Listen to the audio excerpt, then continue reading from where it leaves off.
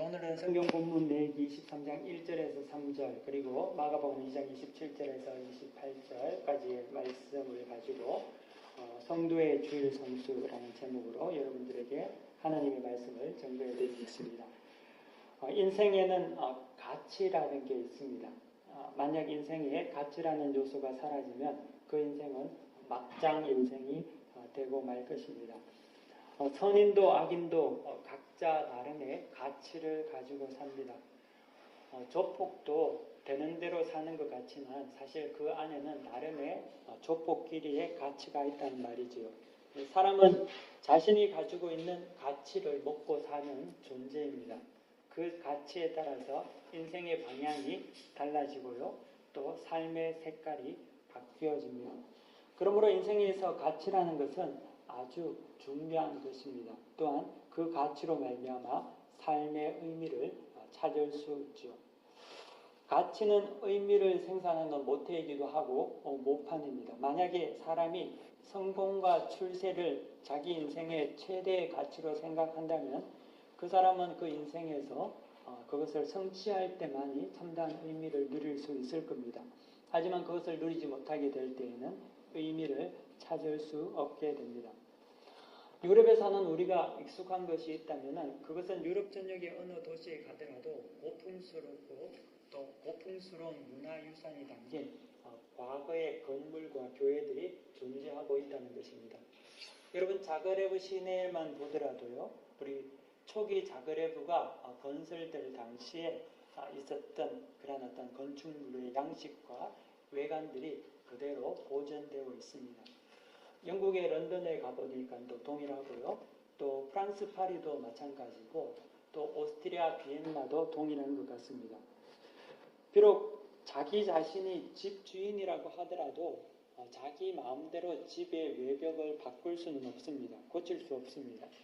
시정부에서 도시 전체의 건물의 외벽과 외형과 건축 양식을 보수하기 때문에 집주인이 자기가 주인이라고 하더라도 그것을 할 수 없고 자기가 할 수 있는 것은 기껏 건물 내부의 리모델링 정도만 할 뿐이라는 거죠. 왜 이런 일이 일어날까요? 왜 그럴까요? 그것은 문화적 가치에 대한 유럽인들의 인식 때문에 그렇습니다. 이들은 과거 선조 때부터 만들고 보존해온 그들의 문화에 대한 가치를 굉장히 소중히 여깁니다. 그래서 우리가 두브로브니크 같은 곳에 가면은 모든 지붕이 빨간 색깔로 기와장으로 되어 있는 것을 보지 않습니까? 왜 꼭 빨간색이어야 되냐? 중간에 노란색을 할 수도 있고 검정색도 해도 될 법한데 그렇게 하지 않는 이유는 그들이 가지고 있는 문화적 전통의 가치를 지키고 보존하고자 하기 때문에 그렇다는 거죠. 그러다 보니까 건물 속에 불편한 것들이 한두 가지가 아닙니다. 예를 들면은 그런 어떤 시내에 있는 건물들에는 엘리베이터가 첫째 없을 때가 많고요. 또 집은 넓고 천정은 높은데 불편하기가 너무나 어려울 때가 많습니다. 또 난방이나 히팅 또는 냉방들에 돈도 많이 들죠. 그리고 또 여전히 굴뚝이 남아 있습니다. 그런 건물들 안에는. 우리 생각에는 이런 어떤 종류의 집들을 다 싹 쓸어버리고 새로운 건물, 마치 두바이에 있는 새로운 첨단 빌딩과 같이 또는 우리가 사는 서울, 강남과 같이 신식 건물로 딱 올리면 정말 편리하고 좋겠다는 생각을 할 수 있겠지만 그렇게 하지 않는 이유는 불편하고 힘들고 돈이 많이 들고 유지 보수하는 게 정말 쉽지 않다 하더라도 그들이 가지고 있는 문화적 가치를 지키겠다는 이유 때문에 그런 불편도 감수하고 있다는 거죠. 이런 게 가치라는 것이 이런 것입니다. 여러분 결혼식을 하게 되면은요, 우리는 반드시 백색 드레스를 입은 순결한 신부를 봅니다. 어느 결혼식에 가더라도 신부가 검정 드레스를 입고 나오는 적은 없습니다. 아니 꼭 검정이 아니더라도요, 신부가 색깔 중에는 얼마나 아름다운 색깔이 많습니까? 백색이 아니더라도 흰색이 아니더라도 빨간색, 청색, 여러 가지 색깔이 많이 있을 거라고 생각이 되는데 결혼식에 신부가 입고 나오는 드레스는 모두가 흰색 드레스를 입고 나온다는 거죠. 왜 그렇습니까? 그 이유는 그 백색, 흰색이 순결을 상징하는 가치 때문에 그렇습니다. 이 가치라는 것은 의미를 생산하고 또 그 의미가 설령 불편하기도 하고 또 비용이 들고 수고가 따른다 하더라도 가치가 있다면 그 모든 것을 극복하고 견뎌낼 수 있다는 것입니다. 여러분, 등산복 의류로 전 세계에서 최고 업체인 노스페이스라는 업체를 여러분들 잘 아실 거라고 생각합니다. 그러니까 한국 분들은 교복에서부터 등산복에 이르기까지 적어도 집안 장롱 속에 한 벌 정도는 가지고 있는 브랜드가 노스페이스라는 브랜드입니다. 그리고 우리가 여기서 만나는 한국 분들도 대개 10중 8구 한 사람은 몇몇 분들은 노스페이스를 다 입고 오시요. 그 정도로 한국에서는 굉장히 큰 유행을 탄 브랜드이기도 합니다.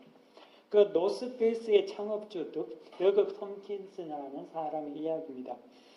그는 어느 날 갑자기 자기 사업이 굉장히 잘 나가는 그런 사업에 손을 떼고 남미 칠레에 있는 파타고니아에 내려갔습니다. 그리고 그곳에서 거대한 황무지를 자비를 들여서 삽니다. 그리고 그곳을 자연보호지역으로 만들어서 칠레 정부에 그 모든 땅을 위탁을 하고 그곳을 보존하는 환경보호가가 되었습니다. 또한 수많은 사회공헌 프로그램을 만들고 일하는 사람으로 변화되었다는 거죠. 어느 날 기자가 와서 그에게 물었다고 합니다. 인터뷰를 했습니다. 왜 잘 나가는 CEO로서의 어떤 그 자리를 물러나고 손을 떼고 이런 험한 일을 하느냐라고 물었습니다. 그때 그 더그 톰킨슨이 한 말이 아주 멋있습니다. 그는 한마디로 더 가치 있는 삶을 위해서 이 일을 한다라고 말했다는 거죠. 그렇습니다. 이 가치 있는 일에는 어떠한 희생도 헌신도 심지어 생명까지도 내어놓게 되어 있다는 거죠. 우리는 지난 금요일에 박근혜 대통령이 탄핵되는 것을 봤습니다. 지난 3개월 동안 1,500만 명의 시민이 서울에서 모여서 촛불 집회를 했습니다. 겨울부터 지금까지 여러 가지 일기가 좋지 않음에도 불구하고 많은 사람들이 나와서 자기들의 수고와 헌신을 보여줬습니다. 그들이 이런 일들을 한 이유는 그들이 소망하는 헌법과 민주주의라는 가치 때문이었습니다. 그들의 공유한 가치가 아무도 강요하지 않아도 그 일에 동력이 되어서 스스로 자원하여서 나오게 되었고요. 또 그들은 가정의 자녀들까지 이끌고 나오게 되었다는 거죠.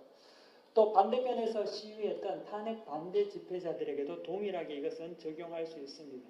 그들 또한 나름 탄핵 반대의 가치를 가졌기 때문에 정말 먼 지방에서 버스를 대절해서 오기까지 하고 무거운 대형 태극기를 흔들면서까지 그 자리를 지켰던 것이죠. 왜 그럴까요? 특별하게 다른 이유가 없는 것 같습니다. 다름 아니라 그들이 소유한 가치 때문이었습니다. 그들의 가진 가치는 삶의 의무와 인생의 방향과 행동 강령을 정해주는 것이었습니다. 그러므로 가치라는 것은 중요하고도 또 너무나 소중하고 또 어떨 때는 무서운 것이기도 합니다. 오늘은 지난주에 성도의 헌금 생활에 이어서 두 번째로 성도의 주일 성수에 관해서 여러분들과 함께 말씀을 나누기를 원합니다. 제가 말씀의 초두에 가치에 대해서 말씀드린 이유는 주일 성수와 깊은 관계가 있습니다. 이 주일 성수라는 것은 하나님에 대한 가치의 시금석이기 때문에 그렇습니다. 하나님은 인간을 창조하시고 자신의 영광을 나타내시며 인간들과 함께 교제하고 그들에게 예배하기를 명령하셨습니다. 그러므로 세상은 그것을 모를 수는 있어도 성도라고 한다면 그것을 우리는 알고 있습니다. 성도는 이 주일 성수가 단지 교회의 강요나 종교적 형식에 의해서 지켜져야 할 의무사항이 아니라 하나님을 사랑하는 자로서 포기할 수 없는 가치인 것을 믿는 자들입니다. 주일에 예배 드리러 나오는 것은 내가 믿는 가치에 대한 표현인 것이지요.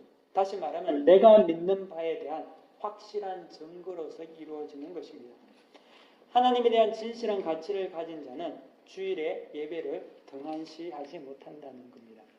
마치 탄핵을 간절히 소망하는 자들이 토요일 집회에 매번 나오는 것 같이 말입니다. 성도는 자신이 품고 있는 하나님의 가치로 말미암아 자기 자신을 헌신케 합니다. 이것이 성도의 주일 성수의 기본 자세라는 겁니다. 강요도 아니고요, 억압도 아니고 심지어 격려도 아닌 내면에 뿌리에 박혀있는 하나님에 대한 온전한 가치로 말미암아 이루어지는 것이 주일 성수라는 것이죠. 이에는 변명이 없습니다. 첫 번째는 주일은 기억하고 지켜야 합니다. 안식일을 히브리 개념으로는 금요일 저녁부터 토요일 저녁이 되기 전까지지만 우리의 개념으로는 일요일을 말합니다. 우리는 더 이상 안식일을 지키지 않고 주일을 지킵니다. 구약의 안식일이 주님의 부활하신 날인 주일로 새롭게 되었기 때문에 안식일에서 이제는 주일, 일요일로 바뀌었습니다. 이것은 구약이 폐해진 것이 아니고요. 구약의 신약으로 말미암아 온전해진 것입니다. 즉 그림자가 실체가 된 것이죠. 그러므로 신약 시대를 살아가는 우리는 안식일이 아니라 주일을 지키고 그날에 예배를 드립니다. 안식일이 주일로 바뀐 의미는 구약의 율법에 매여서 하나님을 예배했던 그런 어떤 강요 또는 명령에 의해서 예배드렸던 종의 모습이 아니라 이제는 그리스도를 통한 생명의 성령의 법으로 우리 속에서 일어나는 자발적인 헌신으로 나타나는 예배를 드리게 되었다는 의미입니다. 그래서 안식일이 신약의 주일로 바뀌게 된 것이죠. 그러므로 신약을 살아가는 하나님의 백성들의 특징은 자원함이라는 데 있습니다. 자발성이라는 거죠. 시켜서 하는 자들이 아니라 자원해서 하는 자들. 이것이 성도의 특징입니다. 강요가 아니라 기쁨으로 하는 것입니다. 내가 믿는 그 가치로 인해서 하는 것이죠. 그것이 신약 시대입니다. 그것이 성령의 역사하시는 성령 시대라는 거죠. 성령은 우리 위에서 임하지만 성령의 역사는 내 안으로부터 이루어진다는 것입니다. 그래서 성령을 받기 전까지 제자들이 유대인들과 공회원들이 무서워서 숨어서 지냈지만 성령 받고 난 이후에 그들은 모두 밖으로 뛰쳐나가지 않습니까? 이것이 안에서 바뀌었던 모습들을 보여준다는 거죠. 강요가 아니라 깨닫게 된 것입니다. 은혜를 경험하게 되었다는 거죠. 내면의 영적인 전쟁에서 승리하게 된 것입니다. 시켜서 강요에 의해서 하는 것은 모든 것이 되지 않습니다. 하지만 은혜 받아서 하게 되면 모든 것이 다 되게 되어 있다는 거죠. 하나님은 주일을 기억하라고 했습니다. 다시 말하면 6일 동안을 7일 위해서 살라는 말입니다. 기억하라는 것은 염두에 두고 살라는 말입니다. 염두에 둔다는 것은 그날을 준비하며 살아라는 의미입니다.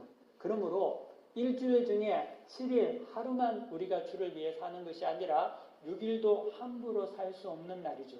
왜냐하면 이 6일은 예비일, 준비일이 되는 것입니다. 여러분 주일 하루만 거룩하게 지내면 된다고 생각하는 것은 진정한 안식의 의미, 주일을 지킨다는 의미가 아닙니다. 끊임없이 멈추지 않는 세상에서 6일 동안 정신없이 지나다가 7일째 스탑한다는 것은 보통 쉬운 일이 아닙니다. 그래서 7일도 6일같이 우리는 삽니다. 어떨 때는요 6일 안에 7일이 플러스 1이 되어서 같이 사라져버리는 경우가 너무나 많습니다. 하지만 하나님은 그런 7일을 기뻐하지 않는다는 거죠. 7일이 기준이 되고 6일이 준비일이 된다는 것입니다. 성도의 삶은 그렇게 살아야 합니다. 하나님께서는 주일을 세상에 휩싸여 망각하지 말고 의지적으로 기억하며 하나님과 동행하며 지키라고 하십니다. 이것을 우리에게 가르치신 이유입니다. 이것은 강요가 아니라 우리를 위한 배려이며 하나님의 조언인 것이지요. 두 번째, 진정한 안식이라는 것은 하나님과 교제하는 데 있습니다. 여러분 쉰다는 의미는 그저 여러분들이 멍 때리고 놀러 간다 이런 의미는 아닙니다. 아무것도 하지 않는 상태에서 집안에서 뒹굴거리거나 또 TV를 본다든지 시간을 소일하고 죽인다거나 가족여행이나 쇼핑을 한다는 의미는 아닙니다. 쉼이라는 것은 회복을 말합니다. 우리가 육신의 피로가 쌓이게 되면 회복이 필요한 것 같이 성도의 삶 속에도 하나님과의 관계를 통한 영적인 회복이 필요합니다. 그 회복을 통해서 우리는 다음 6일을 살아갈 수 있습니다. 여러분 자동차가 달리기 위해서는 반드시 주유소에 가서 기름을 먼저 넣어야 되는 것 아닙니까? 아무리 좋은 성령차라 하더라도 기름이 없으면 무의미하는 거죠. 가치가 없는 것 아닙니까? 아무리 우리가 능력 있는 사람이라 하더라도 뛰어난 사람이라 하더라도 하나님께서 부어주시는 회복이 없으면, 쉼이 없으면 우리는 달리지 못하게 됩니다. 달리지 못하는 차를 차라고 말하지 않는 것 같이 하나님께서 주시는 공급함이 없는 자를 성도라고 말하지 않습니다. 성도는 하나님과 함께 공급을 함으로 말미암아 동행하며 사는 자들입니다.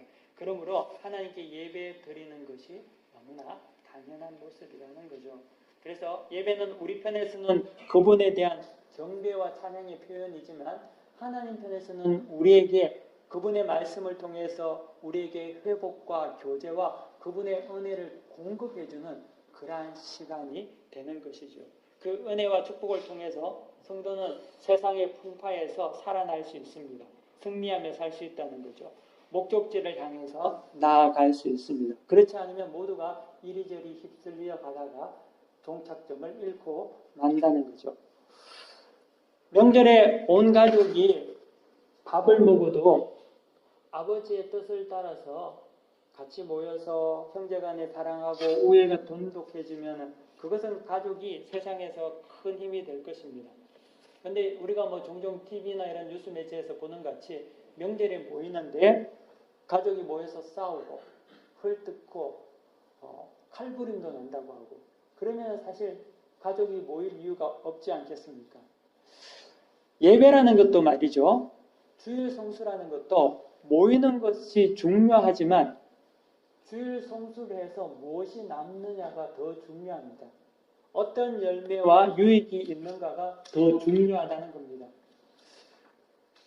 군대를 다녀오신 분도 있고 안 다녀오신 분도 여기 있을 텐데 여러분 군대 휴가를 받아서 집에 올 때 말이죠. 집에 있는 부모님은 그 자식이 나오는 것을 굉장히 기다립니다.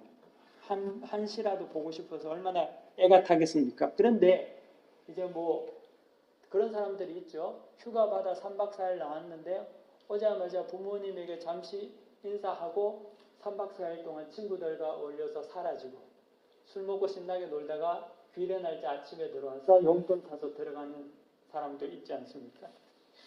사실 휴가 받아서 나왔을 때 부모님의 집에 가는 것은 부모님과 교제하기 위해서 가는 거 아닙니까? 그렇죠?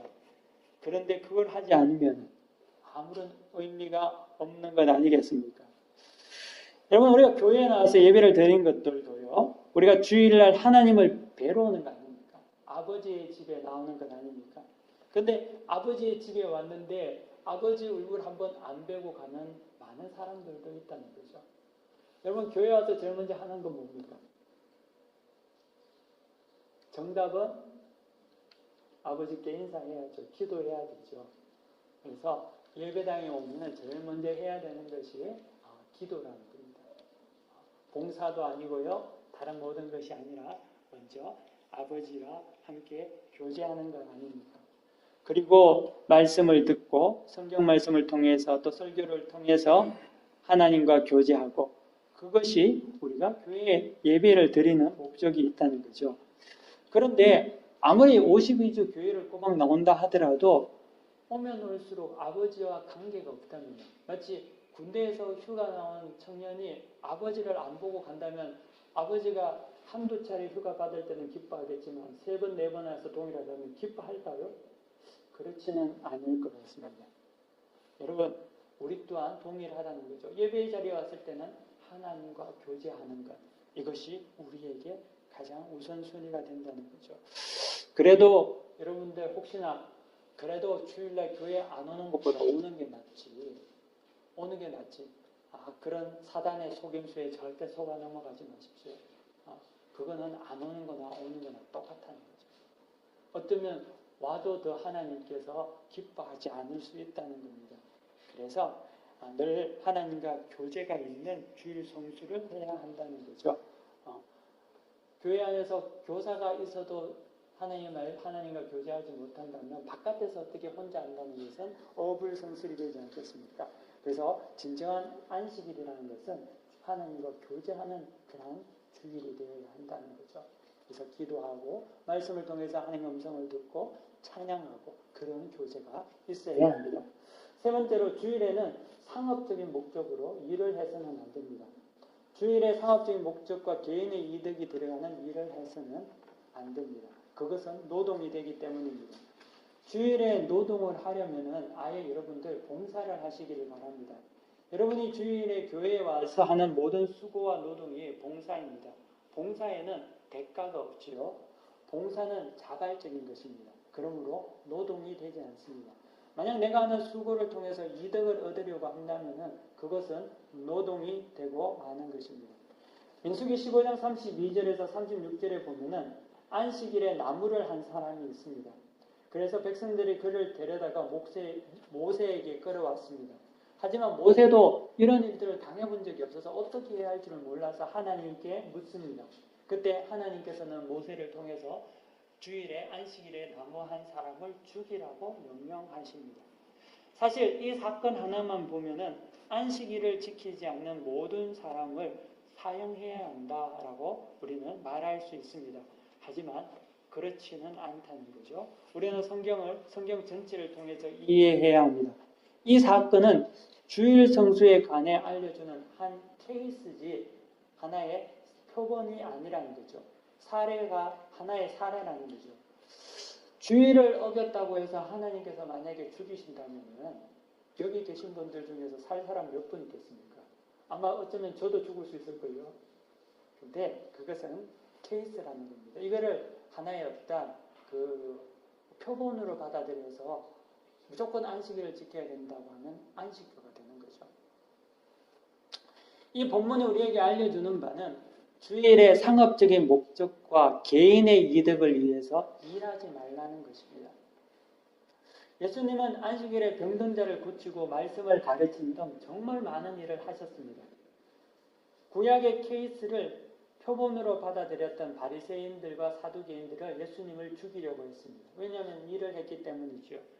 하지만 아니었습니다. 그것은 케이스죠. 표본이 아니라는 거죠. 진정 표본은 주님께서 보여주셨습니다. 주님은 질병과 사탄에서 고통받는 자들을 치유하고 회복케 하는, 해방시키는, 쉼을 주는 안식일을 온전히 이루셨다는 것입니다. 우리가 한 가지 사례만으로 복을 매게 되면 종교인이 되고 또 완고하고 고집스럽게 주님을 죽이는 그러한 사람들이 되고 납니다. 하지만 우리가 이 사건을 통해서 민수기의 성경을 통해서 본문을 통해서 우리가 기억해야 되는 것은 죽이는 것에 초점이 있는 것이 아니라 내 이득을 위해서 주일을 함부로 사용하지 말라는 것입니다. 내 욕망을 위해서 주일을 함부로 범하지 말라는 게 민수기 본문이 우리에게 가르쳐주는 메시지라는 거죠. 크로아티아는 유명한 관광지 아닙니까? 그래서 그 분야에서 관광적으로 일하는 분들이 있습니다. 특별히 주일에 가이드나 통역을 해야 하는 일들이 있습니다. 저는 여러분들이 주일에 돈을 벌려고 만약에 그런 일들이 생긴다면 일하지 말고 그냥 일을 해야 한다면 그냥 무상으로 봉사를 하시기를 바랍니다. 그래서 주일인데 다른 사람이 오늘 당신은 어떻게 돈도 안 받고 일을 하느냐라고 하면은 저는 믿는 자로서 하나님께 봉사하기를 원한다고, 주일 부득불 한다면 나는 봉사하기 원한다고 말하시면서 하나님의 영광을 나타낼 수 있는 그런 믿음의 사람들이 되기를 바랍니다. 만약에 그 정도 믿음이 없다면은 될 수 있으면 주일을 온전히 여러분들이 지키시기를 바랍니다. 사실 그 이득은 절대 이득이 아니라 종국에는 손해라는 거죠. 첫째는 하나님의 명령을 저버렸기 때문에 하나님께로부터 오는 축복을 받을 수 없습니다. 다시 말하면 소탐대실이라는 거죠. 두 번째는 관계의 손해가 됩니다. 일주일에 하루도 쉬지 않고 일을 하는 것은 그 사람에게 돈 외에 어떤 것도 우상이 될 수 없다는 것을 나타내는 것이 되고 만다는 거죠. 단지 나가서 돈 얼마를 더 벌어오면 그 순간 돈이 우리에게 유익이 될지는 모르지만 장기적인 관점에서는 돈만 남고 하나님과의 관계도 깨어지고 가족과의 관계도 깨어질 수밖에 없다는 거죠. 주일날 가족과 함께 시간을 보내고 함께 예배드려야 되는데 그렇지 못한다면 그 가족과의 관계도 깨어질 수 있습니다. 그러므로 사랑하는 성도 여러분, 소탐하지 마시고요. 하나님의 축복을 더 사모하시는 여러분들이 되기를 원합니다. 만약에 정말 피치 못할 상황이 있습니다. 그럴 때에는 어디에 가서든지 온전히 하나님께 예배드리는 예배자로 사십시오. 대신 떠돌이 신앙인은 되지 마시기를 바랍니다. 내 욕심에 따라서 이것저것 기웃거리는 신자는 사실 그 속에 하나님이 계신지도 의심스러울 때가 있다는 겁니다. 마지막으로 네 번째로 주의를 지키는 것은 하나님께서 축복하시는 일입니다. 하나님은 사람이 무엇이든지 심든지 그 심은 대로 거둔다고 하셨습니다. 주의를 거룩하게 지키면 하나님께서 존귀하게 여기신다고 말씀하셨습니다. 주님은 하나님과의 만남이고 터치라는 거죠.